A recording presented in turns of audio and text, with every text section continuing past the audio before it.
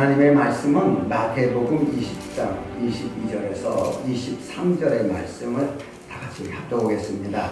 예수께서 대답하여 가라사대 너희 구하는 것을 너희가 알지 못하는도다. 나의 마시려는 잔을 너희가 마실 수 있느냐? 저희가 말하되 할 수 있나이다. 가라사대 너희가 과연 내 잔을 마시려는가? 내 좌우에 우편에 앉는 것은 나의 줄 것이 아니라 내 아버지께서 누구를 위하여 예비하셨든지 그들이 얻을 것이니라. 아멘. 자, 오늘 제자들과의 예수님과의 관계의 대화 속에서 우리가 무엇을 또 발견해야 되냐면은 우리는 항상 하나님 말씀 앞에서 어떤 사람은 하나님 말씀 너무 어려워서 신앙생활하기가 어렵다. 자, 이렇게 말하는 사람이 있고 어떤 사람은 할 수 있다. 이렇게 말하는 사람이 있습니다. 오늘 이 말씀의 본문의 내용은 세베대 어미인 그 세베대 엄마지요. 이 사람이 자기 아들들을 주님이 이제 왕의 자리에 앉으면은 오른편에 왼편에 앉게 해달라.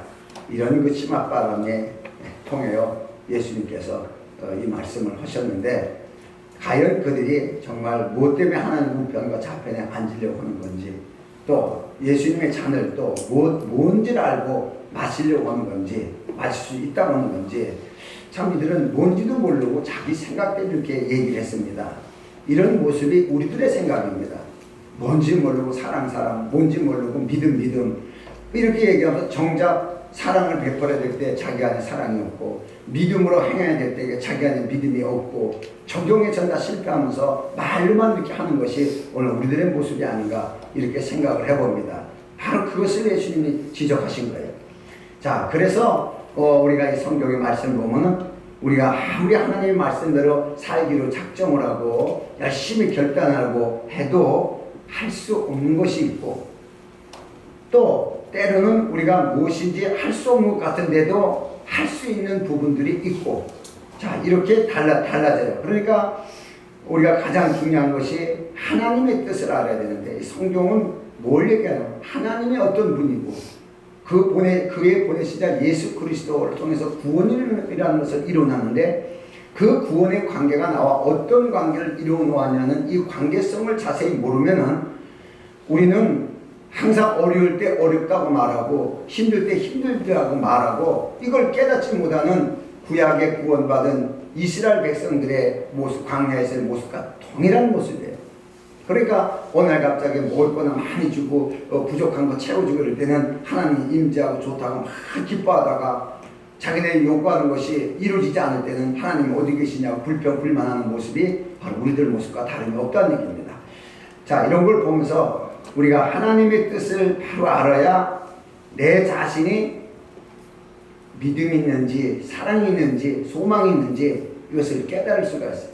그 하나님의 뜻을 모르고 우리가 믿습니다라고 말하는 건 그냥 우상 섬기듯이 틀 하나 맹겨놓고 그냥 가서 열심히 섬기고 기도하고 주문해오면 복받는다. 이런 식의 종교의 형태는 될 수 있어도 신앙의 형태는 될 수가 없어요. 신앙의 형태는 무슨 얘기냐? 반드시 하나님이 하시는 음성을 듣는 게 신앙입니다. 쉐마적으로 들으라. 이스라엘 백성들아 너희가 들으라. 왜? 너희들이 알아서 하나님만 막 섬기고 열심히 봉사하고 갖다 바치면 복받는다는 것이 아니라 하나님의 말씀을 들어야 된다는 거예요. 이게 이제 이스라엘 백성들에게 가르쳐준 겁니다. 왜? 애굽에서의 그 숱한 그 종교의 형태를 갖춰서 배웠던 그들에게 참된 신앙이 뭐냐? 하나님의 말씀을 듣는 것이에요. 자, 모세가 그 종교의 열심을 가지고 하나님을 섬기고 이스라엘 백성을 위해서 자기 자신을 내놓기 위해서 애굽의 모든 금은바를 포기했을지라도 하나님은 그를 쓸 수가 없습니다. 왜 그러냐? 그가 하나님의 음성을 들은 적이 없습니다. 단 한 번도 하나님의 음성을 들은 적이 없고 하나님을 본 적도 없기 때문에 그 모세가 아무리 열심을 다해도 그 모세를 쓸 수 없었던 거예요. 이 관계를 우리가 잘 알아야 됩니다. 자, 먼저 성경에서 하나님의 축복을 받는 비결 중에 가장 큰 비결이 순종입니다. 순종. 말씀에 순종했을 때 축복을 받을 수 있는데 그런데 중요한 것은 우리가 순종할 수 있는 것이 있고 순종할 수 없는 것이 있다는 거예요. 다 순종. 여러분 다 하나님 앞에 말씀에 순종하십시오. 여기에서 아멘 안 할 사람 어디 갔습니까? 다 아멘 합니다. 그러나 우리가 아무리 아멘을 했어도 오늘 성경만큼은 순종하지 못할 것이 있다는 얘기. 이 관계를 얘기를 합니다. 그래서 신앙에서 가장 중요한 것은 순종이에요. 이 순종은 하나님과의 관계에서 가장 기초적인 관계이기 때문에, 순종으로부터 관계이기 때문에 굉장히 중요합니다. 그래서 성경에서도 순종을 굉장히 많이 강조합니다. 말씀에 순종하십시오, 순종하십시오. 교회에도 순종하십시오, 순종하십시오. 이 말을 많이 강조하는데 틀린 건 아닙니다. 그러나 이 순종에도 구분이 되어 있다는 사실을 성경을 보면 알 수가 있습니다. 자, 오늘 제자들이 그렇죠. 내 잔을 마실 수 있느냐? 야, 할 수 있습니다. 그들은 순종하는 것처럼 말했습니다.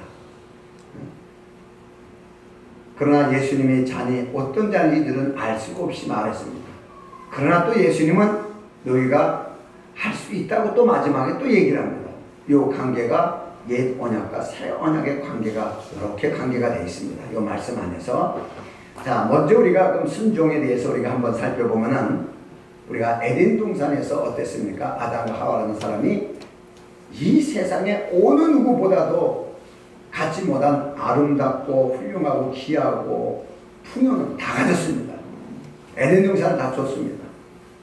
이것만치 많이 가졌던 사람이 어디 갔어요? 그런데 계명 하나를 못 지켰습니다. 선악을 알게 하는 나무의 열매만큼은 따먹지 마라. 그럼 이거 다 가지고 누리고 살 수 있다. 그런데 그 계명 하나를, 많은 걸 받고도 계명 하나를 못 지켜서 에덴 동산에서 쫓겨납니다. 자, 이스라엘 왕 중에 초대 왕인 사울왕이 있습니다. 출세했죠. 어느 날 갑자기 하나님에 의해서, 백성들에 의해서 뽑혀가지고 왕이 됐습니다. 왕. 뭐 더 이상 없습니다. 왕 이상이 없습니다. 최고입니다. 물질적으로는 아담과 하와가 최고가 됐습니다. 사람의 직위관계에서는 사울왕이 최고입니다. 왕입니다. 이스라엘에. 그런데도 불구하고 사울왕이 하나님의 계명을 못 지켰습니다. 이게 중요한 것이에요. 그러니까 아무리 좋은 환경을 갖고 아무리 좋은 직분을 가지고 직책을 가졌어도 문제는 뭐냐? 이들이 하나님의 말씀 계명 하나를 못 지켰다는 얘기예요. 이걸 성경은 지적하고 있습니다. 그래서 물론 사무엘 선지자가 사울왕에게 고하여 말씀하셨지만은, 우리가 성경을 보면 그 사무엘상 15장 22절에 이 말씀, 자, 사무엘이 가로되 여호와께서 번제와 다른 제사를 그 목소리 순종하는 것을 좋아하신 같이 좋아하겠나이까. 순종의 제사보다 낫고 듣는 것이 수양의 기름보다 나으니. 이 말씀을 얼마나 많이 우리가 외우다시피 하고 들어요. 순종이 제사보다 낫다, 제사보다 낫다. 순종이, 다시 말해 하나님 앞에 예배드리는 것 이 자체가 뭐예요? 순종하면 예배는 아무 소용이 없다는 것이에요. 그러니까 이 순종에 대해서 굉장한 말씀을 듣고 우리가 하게 됩니다. 자, 그래서 무조건 순종해라, 순종하면 복 받는다 라고 우리가 이렇게 가르침을 받고 배웠습니다만은, 중요한 것이 우리가 순종할 수 없는 것이 있다는 거예요. 우리 안에. 우리가 모든 걸 할 수 있는 게 아니라 우리 안에 순종할 수 없다는 사실을 우리가 깨달아야 돼요. 그래야 자기가 자기를 발견해요. 우리 무조건 다 순종할 수 있다고 생각해요. 순종할 수 없는 부분이 있습니다. 자, 그렇다면은, 자, 봐요. 사람의 결심과 하나님의 눈과의 생각과의 틀린 점이 많은데, 자, 모세조차도 자기가 하나님 앞에 목숨을 다해 충성하게 하려고 작정을 했을 때 하나님은 그 모세를 쓸 수가 없습니다. 하나님을 모르고서는 쓸 수가 없습니다. 자, 이스라엘 백성들을 끌고 이제 출애굽을 시켜서 시내산에 왔습니다. 시내산에서. 자, 그때 시내산에서 참 하나님의 임재를 이스라엘 백성들이 현상학적으로 보고 깨닫게 됐을 때, 출애굽기 20장 18절 이하에는 뭐라고 말씀하셨냐면, 뭇백성이 우리와 번개와 나팔 소리와 산의 연기를 본지라. 그들이 볼 때 떨며 멀리 서서 모세에게 이르시되 당신이 우리에게 말씀하소서. 우리가 들으리이다. 하나님이 우리에게 말씀하지 말게 하소서. 우리가 죽을까 하나이다. 자, 겁이 났습니다. 시내산에 딱 와서 시내산에 그 웅장한 것 자체를 봤을 때 정말 우리가 번개 소리와 뭐 어마어마했겠죠. 뭐 나팔 소리까지 이런 것을 볼 때 이들은 겁이 덜컥 났습니다. 하나님이 무슨 말씀을 할지 겁이 나가지고 모세를 보고서 당신이 가서 말씀을 듣고 우리에게 말해라. 그럼 우리가 그 말씀을 듣겠다. 이렇게 백성들이 말을 하고 있습니다. 자, 이 말씀 그대로 성경을 보고서 보면은 그 출애굽기 24장 7절의 말씀을 보면은, 자, 그래서 모세가 하나님의 말씀을 듣고서 그 언약서를 다 적어가지고 갖고 와가지고 백성들에게 낭독을 합니다. 하나님이 보여준 시간대로 다 적어가지고 와서 백성들에게 낭독하며 들림에 그들이 가로되 여호와의 모든 말씀을 우리가 준행하리이다 결심을 합니다. 여호와의 말씀 우리가 다 준행하여 살겠습니다. 이렇게 말했지만은 우리가 중요한 것이 뭐라 그래요? 이스라엘 백성들이 광야에서 아침 새벽에도 말씀하셨지만 하나님 말씀하실 때 마음이 강팍해서 그 말씀을 받아들이지 못해가지고서 그들이 다 멸망당합니다.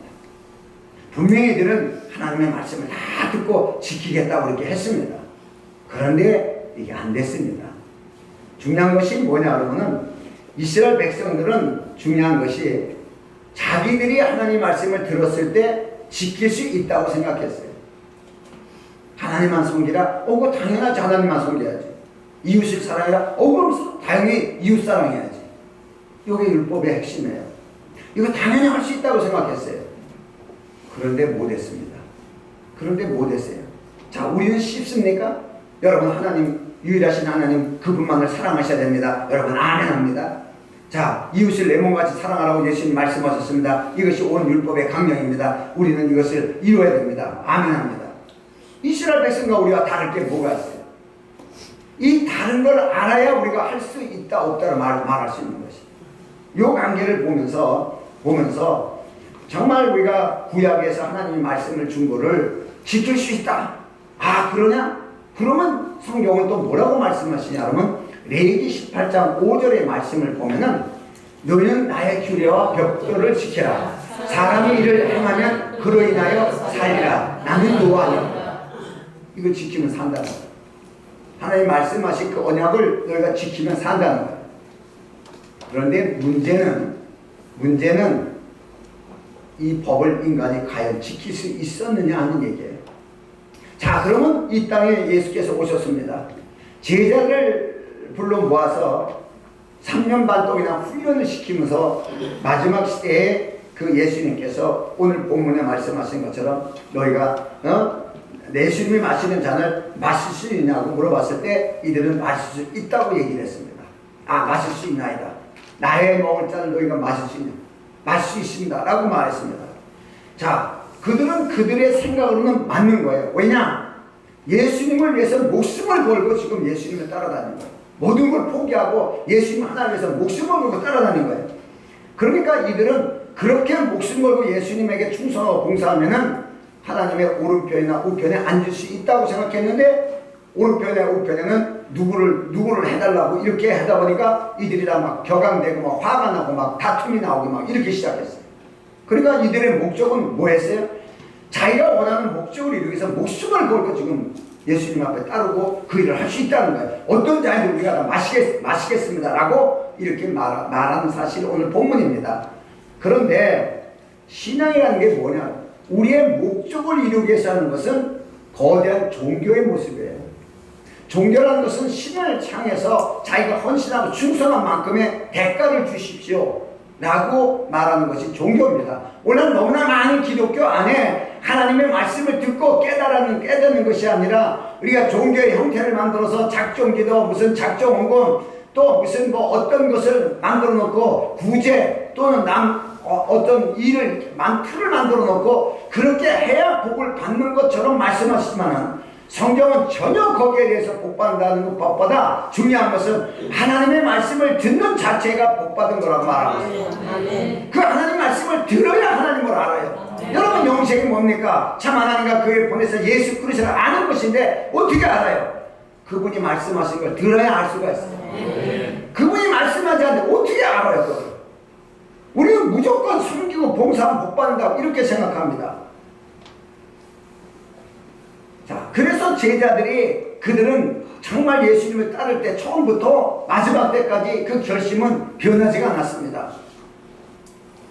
먹을 것이 별로 없어도 불의한 일을 당했어도 잠자리가 불편했어도 여러 가지 생활이 불편했어도 예수님을 위해서 일편단심 예수님을 쫓아다니면서 많은 목적을 이루기 위해서 그들은 정말 목숨을 걸고 예수님을 쫓아다녔습니다.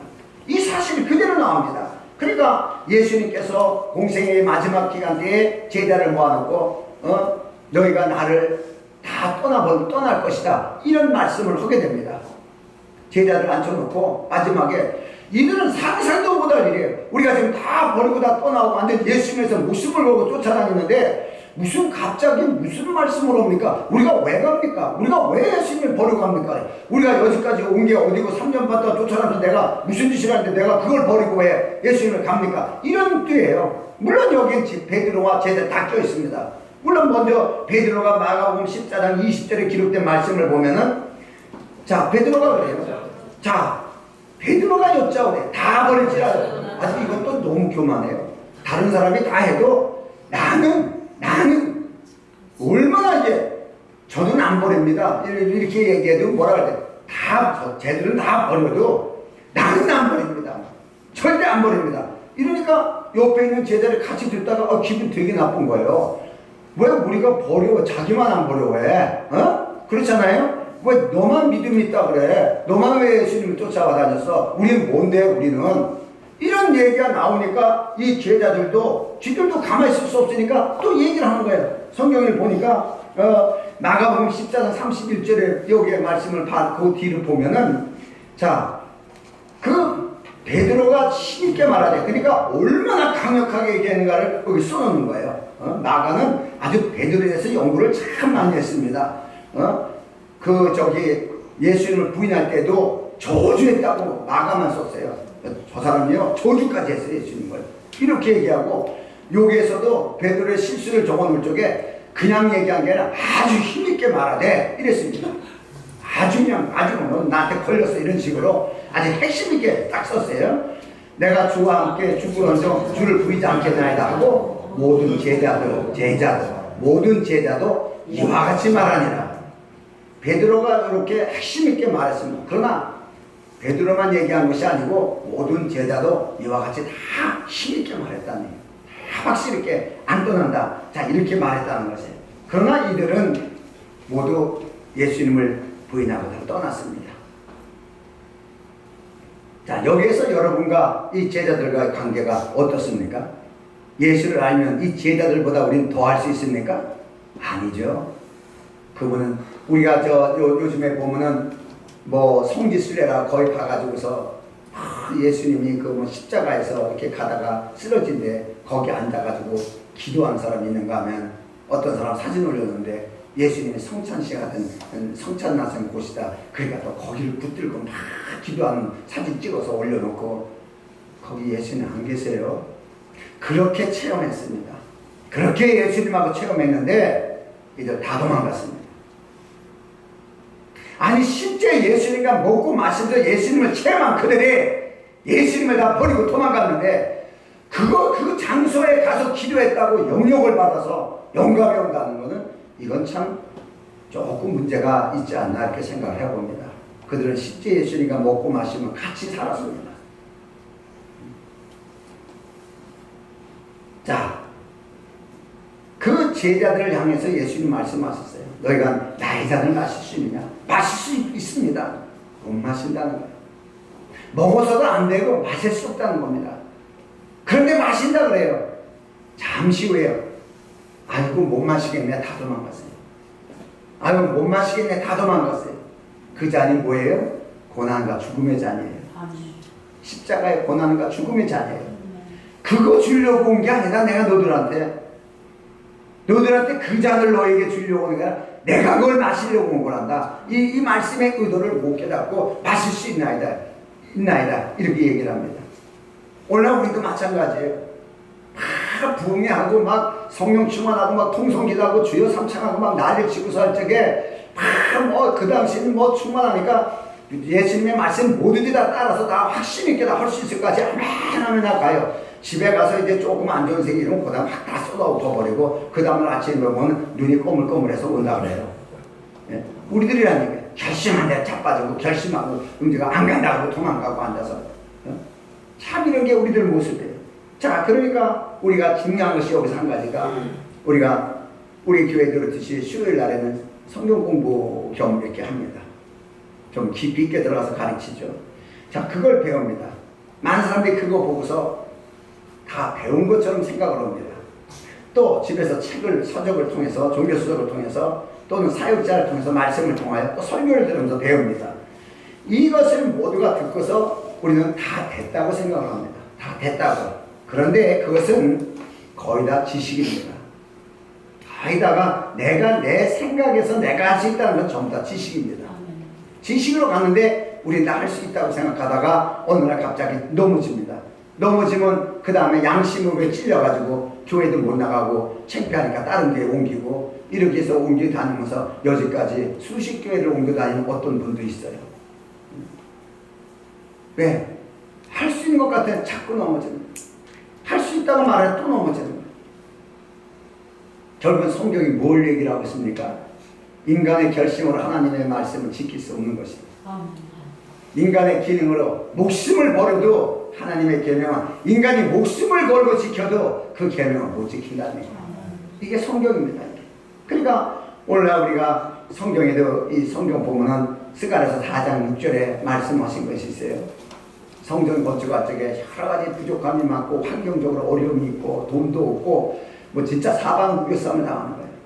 이 상태에 스룹바벨이 하나님의 영감을 받아서 말씀을 합니다. 그가 내게 일러 가로되 여호와께서 스룹바벨에게 하신 말씀이 이러하니라. 만군의 여호와께서 말씀을 하시되 이는 힘으로 되지 아니하며 능으로 되지 아니하고 오직 나의 힘으로 되느니라. 아멘. 자, 자기 힘으로 자기 능력으로 이스라엘을 구원하는데 하나님 날 써주세요. 내가 그걸 하겠습니다. 이것이 바로 모세였고 예수만 쫓아다니면 한 자리 맡아서 이스라엘 회복을 해서 내가 정말 한번 총사람에서 한번 싸워서 한번 하겠다 라고 생각하고 예수님을 쫓아다닌 자들이 예수님의 제자들이었습니다. 이들은 모두가 예수님을 버리고 다 깨져버렸습니다. 완전 나는 할 수 없구나 자포자기 되어버렸습니다. 자, 모세 완전 자포자기 되고 나중에 아무것도 할 수 없다고 고백이 나옵니다. 이런 상태가 되어야 예수님의 말씀이 들리는 거예요. 이런 상태가 되었을 때 하나님이 비로소 말씀하십니다. 모세에게 말씀하십니다. 제자들에게 말씀하십니다. 똑같은 관계예요. 똑같은 관계예요. 그러니까 우리가 항상 제자들이 3년반을 넘게 예수님을 쫓아다니고 정말 목숨 내놓고 충성하고 내가 하겠다고 자기 결심을 했지만 그 인간의 결심은 모두가 하나님을 따를 수가 없는 것이에요. 왜냐? 그것은 종교성입니다. 하나님은 그걸 원하는 것이 아니에요.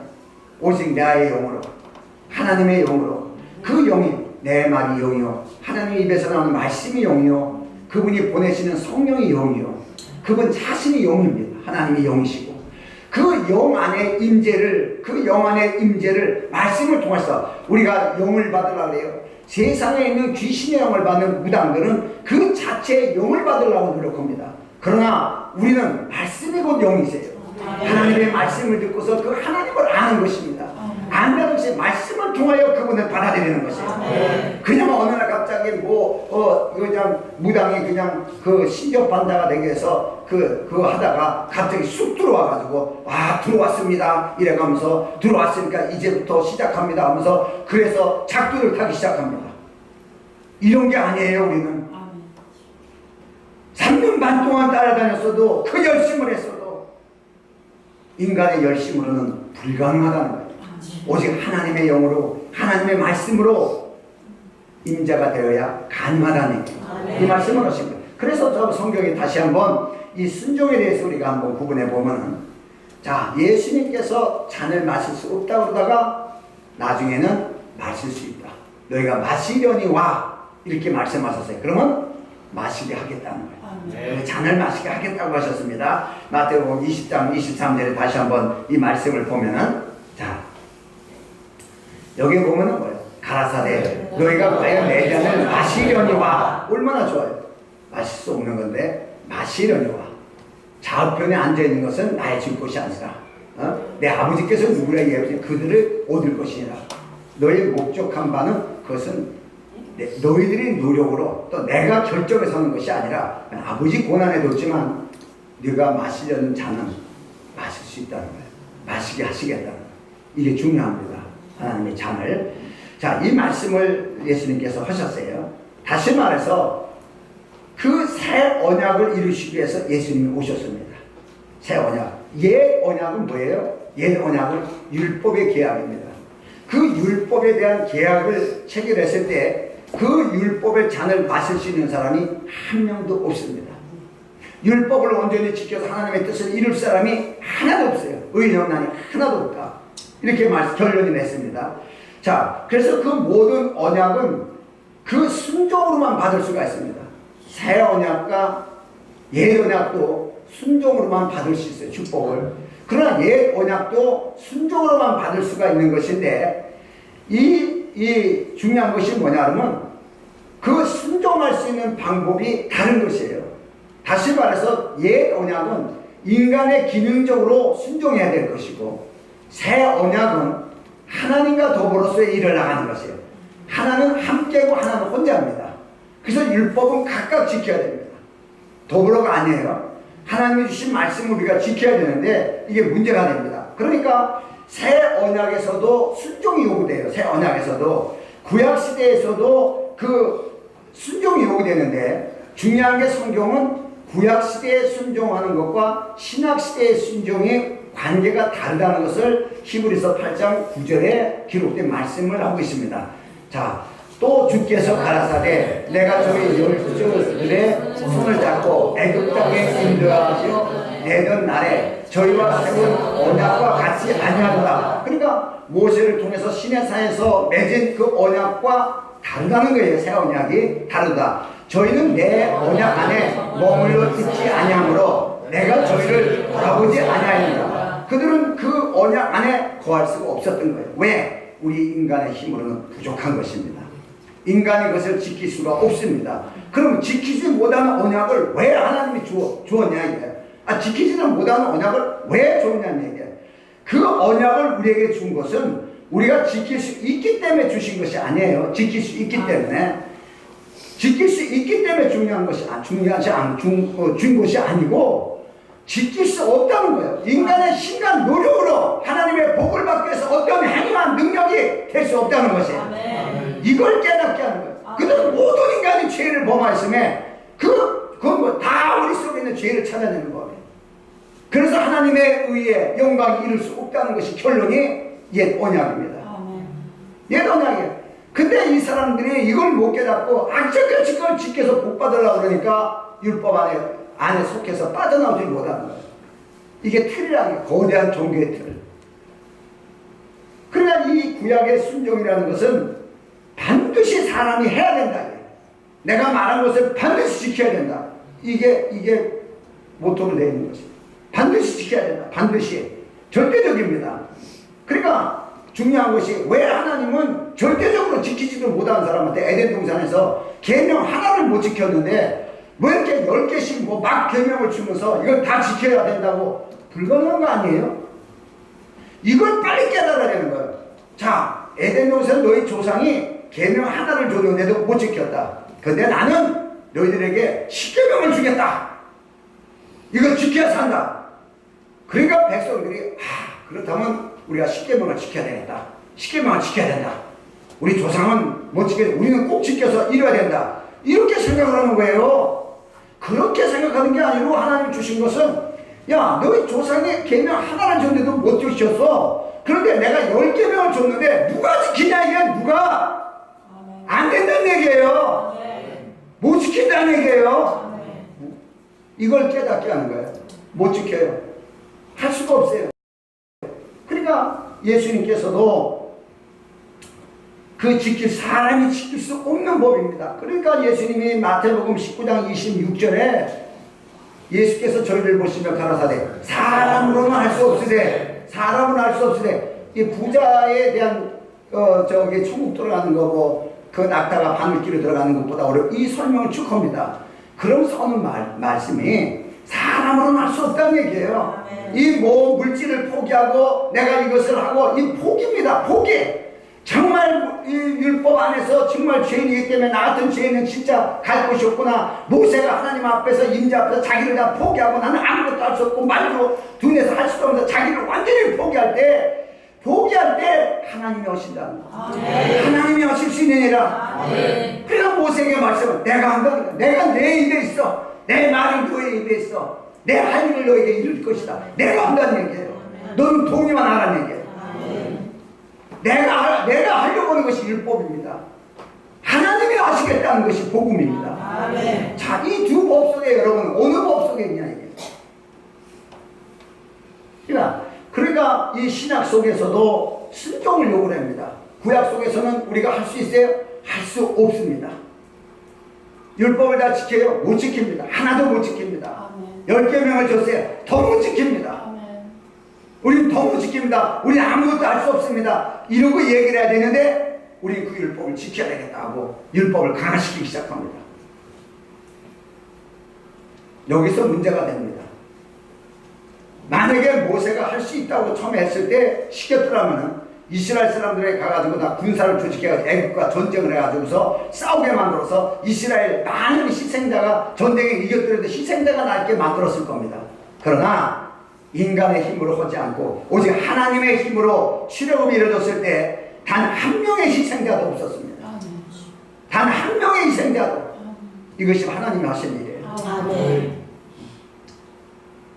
자, 신약 속에서도 하나님께서 하시니라, 하나님으로서 하시니라. 다시 말해서 나는 가만히 있고 하나님만 하시는 게 아니라 내가 그 말씀에 동의할 때 하나님이 같이 동의해서 같이 하겠다는 거야. 하나님의 것을 할 수 있게끔 내가 하겠다는 거야. 네가 할 수 있다고 하냐? 그럼 내가 할 수 있게 할게. 이게 새 언약이에요.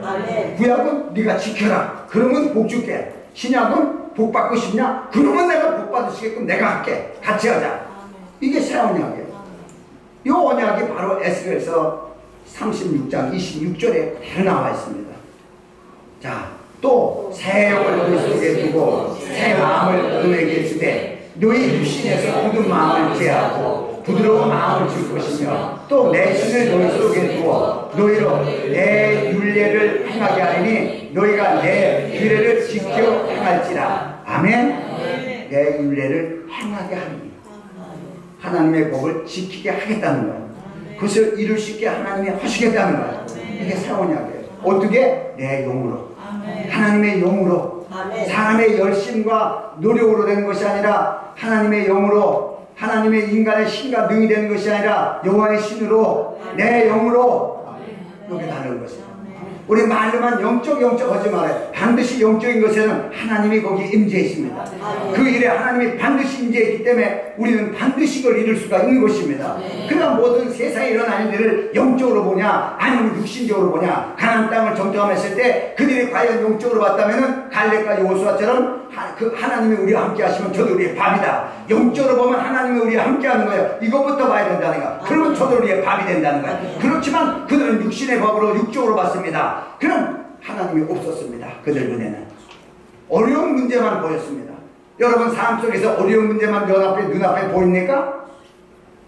그렇다면 여러분 아직까지 육족에 있습니다.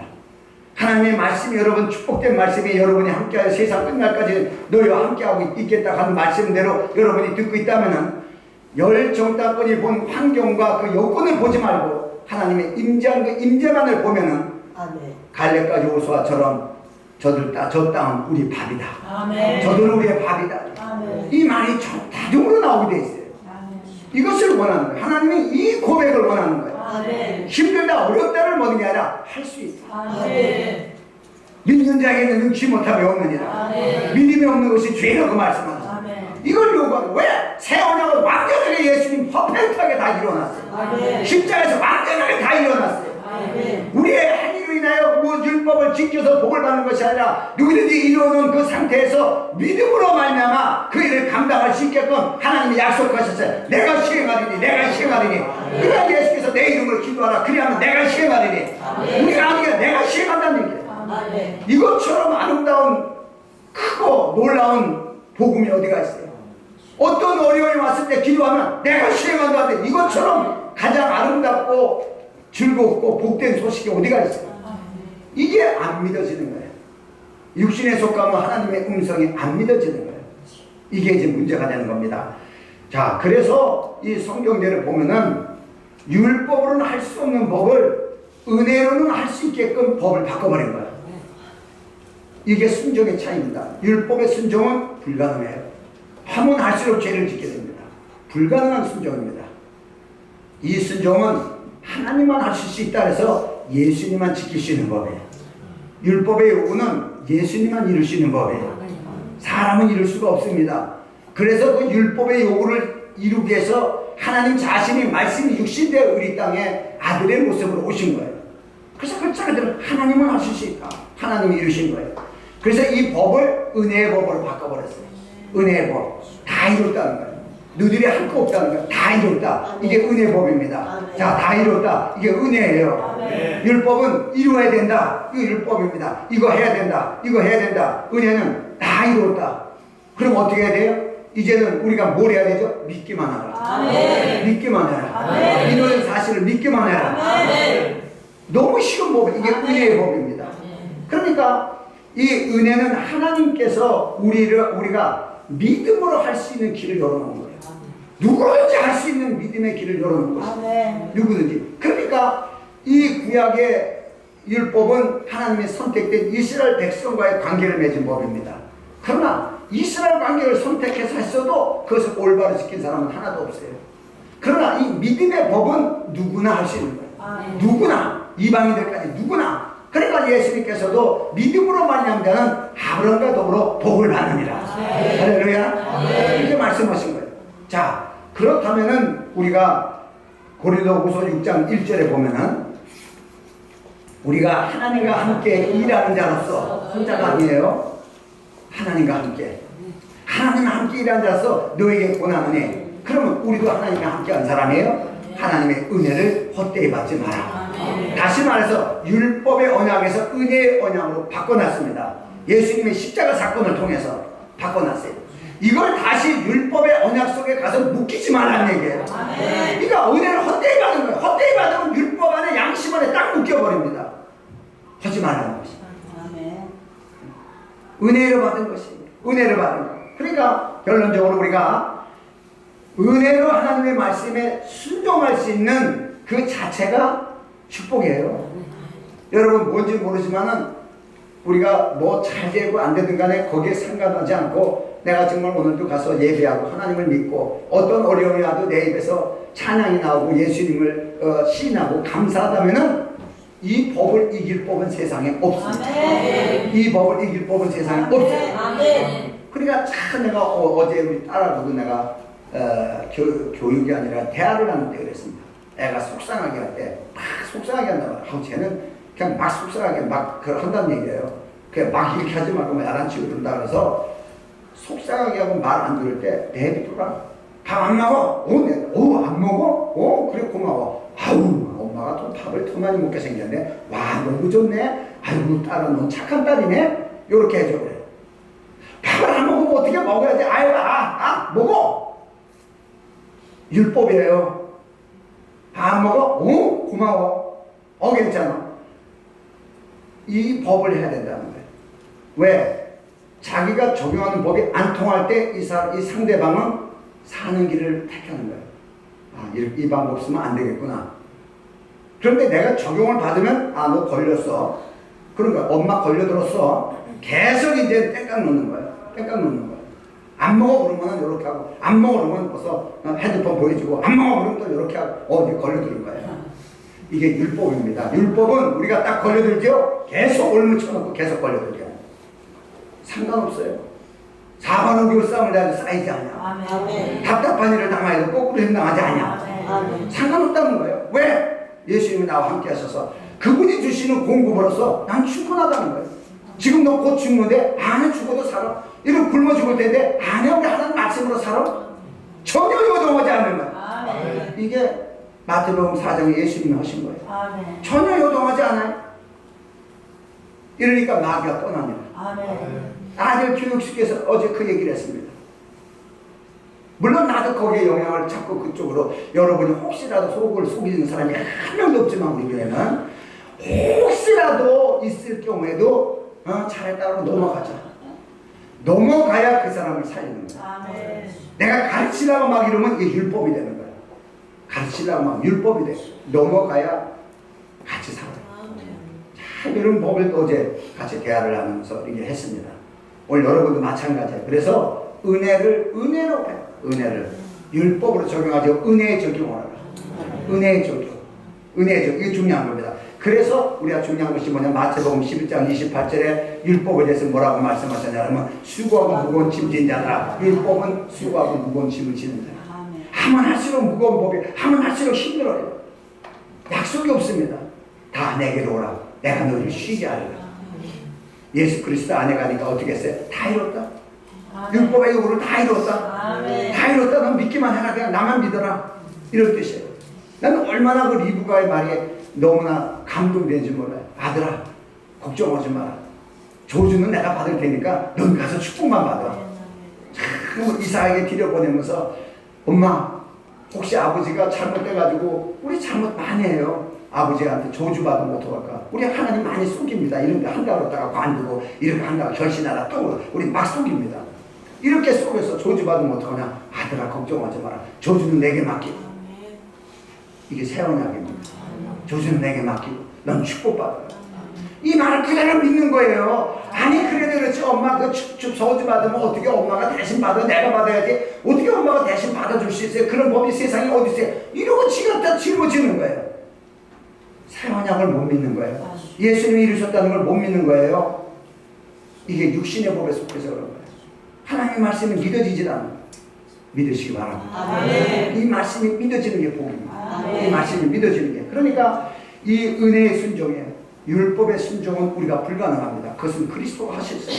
우리는 은혜의 순종입니다. 은혜의 순종이라는 것은 베드로전서 4장 11절에 말씀하시는데, 자, 만일 누가 말하려면 하나님의 말씀하시는 것처럼 하고, 누가 공부하려면 하나님이 공급하시는 힘, 하나님이 공급하시는 힘, 하나님이 공급하시는 힘 하는 것 같이 하라. 이게 은혜의 순종이에요. 이는 범사 예수 그리스도로 말미암아 하나님이 영광을 받으시게 하려 하니 그에게 영광과 공능이 세세에 묻도록 있느니라. 아멘. 자, 여기에서 중요한 것이 하나님의 공급받은 힘으로 하는 것이 이게 우리 하나님 앞에 일하는 거예요. 모든 것이 하나님의 공급을 내가 하는 게 아니라 하나님에 의해서, 하나님에 의해서 이루어지는 거예요. 그런데 여기서 중요한 것이 권능이라는 말이 나옵니다. 이 권능이라는 말, 이 말이 사도행전 1장 8절에 나오는 성령의 임하심은 너희가 권능을 받고, 이래서 그 권능은 이 다이나마이트에 나온 디나밋이라서 폭발적인 것이에요. 앞에 뭔가 막혀있고 이랬을 때 그냥 산을 뚫어가지고 굴을 뚫어서 막 길을 만든 듯이 그 성령의 역사는 앞에 그 거대한 것이 막혔어도 그냥 뚫고 나가는 파워력을 갖춘 이걸 얘기하고 있습니다. 그러나 여기에 권능은 한국말로는 똑같이 써 있지만은 원문은 완전히 틀린 거예요.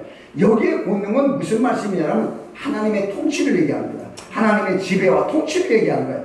다시 말해서 무슨 뜻이냐 그러면은 하나님이 그 일을 할 수 있게 공급하신다는 거죠. 절대적으로 온 전인격을 하나님이 우리를 지배해 주시겠다. 아멘. 우리 안에 들어와서 너와 나와 한 몸을 이루어 내가 끌고 나갑니다. 내가 하겠다는 거예요. 내가 널 끌고서 무조건 갈 것이라는 거예요. 하게끔 할 것이라는 거예요. 이게 권능이에요. 할렐루야. 내 이걸 공부하면서 너무나 좋은 거예요. 그래서 이사야서 41장 13절에 말씀이 바로 이것이 새 복음의 말씀이었구나. 이사야에게 말하는 이 41장 13절 이하에 쭉 여러분이 읽어보시면 바로 어떻게 하시겠다는 거 나옵니다. 그게 뭐예요? 새 언약에 대했을 때 하나님이 우리에게 하실 일에 대해서 얘기하는데, 중요한 것이 이제 나 여호와가 너의 하나님이 내 오른손을 붙들고 내게 이르기를 두려워 말라. 내가 너를 도우리라 할 것이다. 우리를 이제 돕겠다는 거야. 와서 하겠다는 거야. 내가 앞장서겠다는 거야. 할렐루야. 이게 새 언약이야. 앞장서겠다는 거야. 그래서 내 언약은 앞장설 때 내가 너희를 위해서 일을 해줄게. 이거를 멀리서 봤어요. 멀리서 그분이 아직 오시지 않고 멀리서 그분이 오셔서 우리를 앞장서서 인도하는 목자가 될 것이라 이걸 믿었어요. 이걸 믿고 전달을 했습니다. 이걸 믿고 전달을 했어요. 요거 믿음만 보고 다 믿음의 기록이 됐습니다. 그러나 신약은 이미 앞장을 섰어요. 이미 다 이루시고 예수님이 앞장을 서서 나는 너희 목자다. 자, 나를 따르라. 팔로미. 나를 따르라는 얘기예요. 할렐루야. 앞서가는 게 아니에요. 나를 따르라는 얘기죠. 우리는 그것을 믿음이라고 합니다. 믿음이라고. 그러니까 중요한 것이 그 시편 41편의 로마서 9장 20절의 말씀을 보면은 너희는 내 백성이 아니라 한 그곳에서 저희가 살아계신 하나님의 아들이라 부름을 얻으리라 함과 같으니라. 그러니까 우리가 하나님의 백성도 아니요 하나님의 아들도 아니에요. 외딴 곳에 있었습니다. 그 속에서 이제 하나님의 아들이라 부름을 얻으리라 함과 같으니라 바뀌었습니다. 뭐 때문에? 새 언약을 하신 예수 때문에. 그 예수를 믿는 거 믿음 하나 때문에 완전히 바뀐 거예요. 그러니까 중요한 것이 무엇이 바뀌었냐 그러면 하나님이 다윗에게 언약한 것이 있습니다. 다윗이 성전 계약을 하면서 언약을 맺었을 때 성전 건축을 해서 얘기했을 때 하나님께서 그 다윗을 축복할 때 가장 중요한 것이 너는 내 아들이 되고 나는 내 아들이가 되리라. 이건 그러면 우리가 중요한 게 우리가 하나님 아버지, 우리 하나님 아들 요게만 생각해요. 여러분 히브리 개념의 아버지와 아들은 하나예요. 너와 내가 하나가 되리라. 그래서 아담과 하와를 통해서 하나님이 원하는 게 뭐예요? 둘이 한 몸을 이루치려라. 이 사실을 어디서 이루니까 그리스도의 십자가 사건을 통해서 이루어가는 것이에요. 이것이 그대로 이루어지는 거야. 하나가 되기 위해서. 그러니까 우리가 자꾸 하나님 아버지고 나는 아들이다 이렇게 보지 말라는 거야. 아버지와 아들은 하나니라. 아버지와 하나니라. 예수께서 자꾸 아버지를 보자라. 나를 본자는 아버지를 본자요. 아버지와 나는 하나니라는 거예요. 절대적인 그리스도가 아버지의 말씀보다 절대적인 하나님의 지배 안에 있다는 거예요. 보일 수 없는 아무도 볼 수 없는 영이신 하나님의 말씀의 지배가 그리스도가 말씀이 육신된 것처럼 그 말씀이 그리스도의 모두를 지배하고 있다는 것이에요. 그 사실을 얘기하는 것이에요. 아버지를 보여줄 수가 없습니다. 천국에 그 아버지는 없습니다. 하나님 우편에 예수 그리스도 그분이 앉아 계십니다. 우리가 이걸 깨달아야 됩니다. 그러니까 아버지와 아들이라는 개념을 자꾸 우리식으로 하나님 아버지 이렇게 우리가 아버지 뜻이 하나님 아버지 놓고 봅니다. 여러분 히브리 개념은 아버지와 아들은 하나입니다. 그래서 하나님이 너와 함께 하나가 되리라. 그래서 아담과 하와를 통해서 둘이 한 몸이 될지로라. 교회는 그리스도와 한 몸이 될지로라. 하나가 된 것이에요. 이 관계를 우리가 잃어버리면 안 됩니다. 그러니까 중요한 것이 시편 23편 5절에 보면은 자 주께서 내 원수의 목전에서 내게 상을 베푸시고 자 원수의 목전에 있습니다. 그런데 내게 상을 베푸시고 내 머리에 기름을 바르셨으니 하나님의 사람으로 세우는 거예요. 그 속에서도 그러니까 어떤 안 좋은 꼴을 당해도 하나님이 상을 베푸시고 그것을 반전시키시는 거예요. 그냥 넘어져도 지갑 주는 거예요. 잘못 길을 들어가서 지름길을 찾는 거예요. 잘못 가는데 그 지름길이에요. 참 하나님의 역사는 그 어디에서도 내 머리에 기름으로 바르셨으니 네가 그것보다 높다는 거예요. 네가 나가는 그 일보다 네가 더 높다는 거예요. 하나님의 사람이라는 거예요. 모든 것이 만물이 하나님의 지배 아래 있듯이 하나님과 아들은 하나듯이 그 모든 역경이 너희 발 안에 있다는 것이에요. 그러니까 이걸 딱 깨달으니까 어떻게 해요? 내 잔이 넘치나이다. 이것 주님이 주신 잔이에요. 이게 주님이 주신 잔. 이 잔은 너희가 마시려니와 예수께서 이루는 겁니다. 전부 이걸 은혜로 우리에게 넘치게 우리가 잔입니다. 우리 안에 은혜로 폭포수같이 넣어줍니다. 이 잔은 너희가 마시려니와 이걸 우리가 채워줬을 때 정말 우리가 감사하고 무엇이든지 할 수 있는 게 나와요. 언제가 돼요? 난 늘 초신자 때부터 이 시편 23편이 그냥 다 와닿은 거예요. 다윗처럼 너무나 어려운 상태에 내가 다시 그리스도 안에 들어가서 깨닫는 것이 이거였습니다. 아 정말 복이 무엇인가?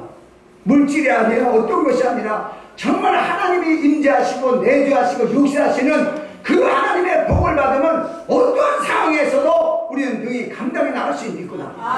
어떠한 상황 속에서도 하나님이 나와 함께 하시니 그 원수의 목전에 내게 상을 베푸시고 기름으로 내 머리에 바르셨으니 내 잔이 넘치나이다. 내 잔이 넘치나이다. 이 말씀 그대로 다윗이 말합니다. 여호와는 나의 목자시니 내가 부족한 거 없다. 이 말씀을 다윗은 멀리 보고 했지만 예수님이 요한복음 10장 1절에 이하에 보면은 나는 양의 목자라. 나는 양의 목자라. 우리의 필요한 꼴을 먹기 위해서 그 목자가 움직이시는 거예요. 그 전적으로 그 예수님의 말씀에 지배를 받는 것이 우리가 목자를 따라가는 것입니다. 필요한 꼴을 먹고 마실 거예요. 이런 것을 다시 한번 살펴보면서 무엇이든지 우리가 예수를 믿는다면 그 하나님의 영이 말씀의 영이요 그리스도의 영이요 성령이요 다 이렇게 구별돼서 나오지만 하나님의 영이 우리에게 임재해 있습니다. 그 영은 말씀을 깨닫게 합니다. 그 말씀이 뭡니까? 다 이롭다. 우리는 그 믿음으로 말미암아 모든 것을 가능성 있게 만들어 놓으셨습니다. 어떤 상황에도 막힌 길이 없습니다. 왜? 그분이 길이십니다. 어떤 상황에서도 이걸 깨닫고 우리가 항상 그리스도로 인하여 하나님께 감사하고 기뻐할 수 있는 이런 믿음의 마음을 가지고 행할 수 있는 것, 이게 바로 은혜의 순종입니다. 감사하고 고맙고 나 같은 사람 써줘서도 뭐 감사하고 나 같은 사람 은혜 주니까 내가 이렇게 건강하게 일할 수 있고 이렇게 있고 나 같은 사람 은혜 주니까 이렇게 설교 시간에 잘 수도 있고 감사하고 이렇게 모든 걸 감사와 기쁨으로 할 수 있는 게 이것이 바로 은혜의 순종입니다. 이런 은혜의 순종이 날마다 우리를 주장할 수 있도록 그래서 날마다 은혜 받게 삼하고 은혜 속에 살아야 됩니다. 이런 믿음의 역사가 있도록 하나님 함께 해달라고 다 지금 풍성으로 기도합니다.